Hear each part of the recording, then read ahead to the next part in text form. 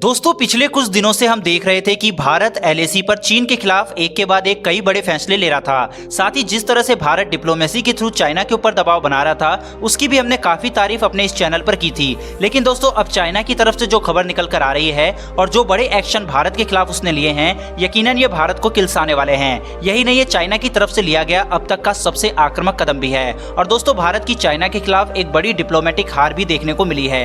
यकीनन दोस्तों मेरी इन बातों से आपको गुस्सा आ रहा होगा और आप सोच रहे होंगे कि मैं इतना नेगेटिव आखिर क्यों बोल रहा हूं। दरअसल दोस्तों बात ही ऐसी है, भारत चाइना के खिलाफ डिप्लोमेटिक स्तर पर एक कदम पीछे खींचता हुआ दिखाई दे रहा है। मेरी दोस्तों आपसे रिक्वेस्ट है कि वीडियो स्किप मत कीजिएगा, वरना आपको बिना समझे ही आप इस वीडियो पर रिएक्ट कर देंगे। इसलिए पहले वीडियो को देखें, फिर लास्ट में मैं एक क्वेश्चन आपसे पूछूंगा, उसका जवाब आप जरूर दीजिएगा। चलिए दोस्तों पहले बात करते हैं चाइना ने जो सैन्य स्तर पर एक्शन लिया है, उसके बाद हम बात करेंगे डिप्लोमेसी की और साथ ही भारत की तैयारियों पर भी एक नजर डालेंगे। दरअसल दोस्तों चीन अपनी हरकतों से बाज नहीं आ रहा। चीन ने पूर्वी लद्दाख में एलएसी के पास मिसाइल और रॉकेट रेजिमेंट की तैनाती कर दी है।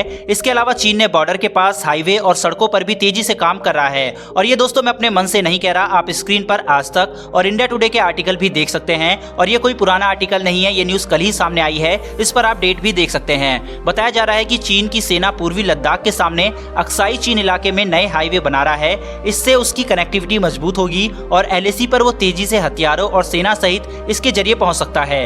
वहीं रिपोर्ट्स में यह भी बताया गया है कि चीनी आर्मी बड़ी संख्या में मिसाइल और रॉकेट रेजिमेंट की तैनाती भी कर रही है। वहीं जैसे जैसे सर्दियां बढ़ रही है वो और भी शेल्टर्स सीमा के पास बना रहे हैं। चीन पहले ही कासगर, गरगुंसा और हुटान बेस को अपग्रेड करने पर जोर दे रहा था, लेकिन इसके अलावा उसने हाईवे को चौड़ा करने और एयर स्ट्रिप बनाने का काम भी शुरू कर दिया है।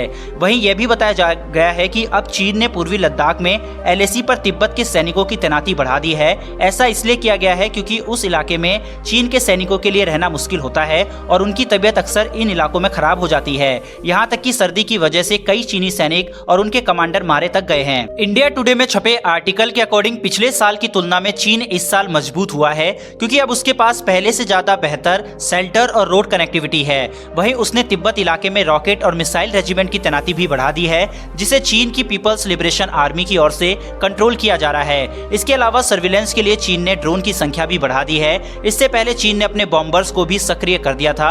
और यह भी बताया गया है कि हुटान एयरबेस में उसने अपने 5th जनरेशन विमान चेंगडू J-20 की तैनाती भी कर रखी है। और उसने बॉर्डर पर सेना की भारी डिप्लॉयमेंट के साथ मिसाइल्स और S-400 की कथित तौर पर 2 यूनिटों की तैनाती कर रखी है। हालांकि भारत की ओर से इस पर आपत्ति भी जताई गई है और बताया जा रहा है कि हाल ही में दोनों देशों के बीच सैन्य लेवल की बातचीत में भारत ने चीन की ओर से किए जा रहे इंफ्रास्ट्रक्चर डेवलपमेंट पर आपत्ति जताई है। हालांकि ऐसा नहीं है कि भारत सिर्फ आपत्ति ही जता रहा है। भारत ने हाल ही में अपने बम वर्षक विमान यानी मिराज 2000 को एलएसी पर भेजा है। साथ ही भारत ने भी राफेल, सुखोई, मिग एयरक्राफ्ट से बॉर्डर पर गश्त लगानी शुरू कर दी है। साथ ही भारत ने ब्रह्मोस, आकाश जैसी मिसाइल, M777 और हावित्जर तोपों को भी एलएसी पर भेजा है। तो दोस्तों ये तो हमने बात की चाइना ने जो सैन्य स्तर पर कदम बॉर्डर के पास उठाए हैं उस पर। अब बात करते हैं डिप्लोमेसी की, जिसकी मैंने स्टार्टिंग में भारत की इतनी आलोचना की थी। दरअसल दोस्तों हुआ यह कि भारत ने America, Japan, Australia, UK, Taiwan जैसे देशों को चौंकाते हुए, इवन हम भारतीय को भी सरप्राइज करते हुए,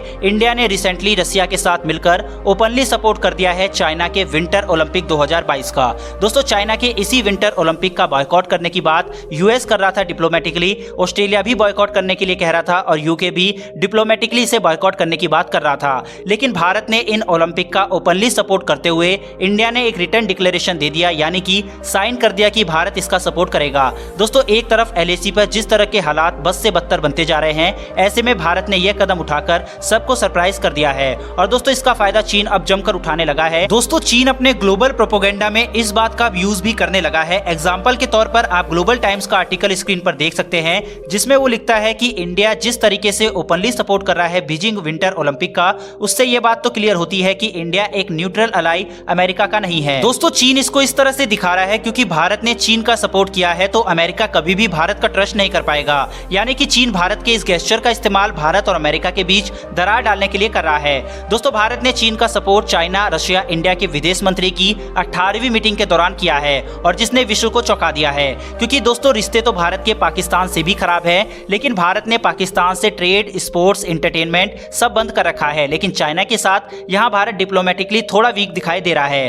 ट्रेड से चलो समझ में आता है कि दोनों ही देशों का म्यूचुअल बेनिफिट है, लेकिन यहाँ पर भारत को एक कड़ा संदेश चीन को जरूर देना चाहिए था। इवन सपोर्ट भी करना था तो बाद में करता है इतने बड़े मंच से करके चीन को बोलने का मौका भारत ने दे दिया है। दोस्तों मेरा सवाल आपसे यह है कि क्या ये भारत की एक डिप्लोमेटिक हार है और क्या भारत को विंटर ओलंपिक 2022 का बॉयकॉट करना चाहिए था या नहीं? हमें अपनी राय कमेंट बॉक्स में लिखकर जरूर बताएं। फिलहाल दोस्तों इस वीडियो में इतना ही, फिर मिलेंगे ऐसी ही एक नई वीडियो के साथ। धन्यवाद, जय हिंद।